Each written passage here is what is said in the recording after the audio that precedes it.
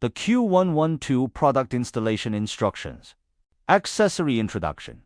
The number 1 is fuselage. The number 2 is gimbal camera.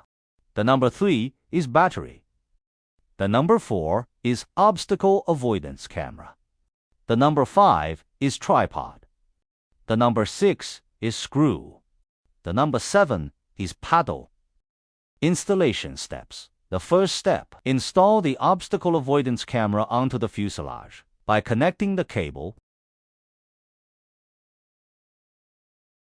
The second step, install the gimbal camera onto the fuselage by connecting the cable.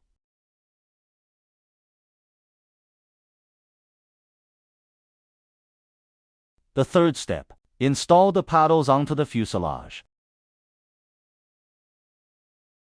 The A paddles are installed on the up left and down right. The B paddles are installed on the up right and down left. Then install the tripod.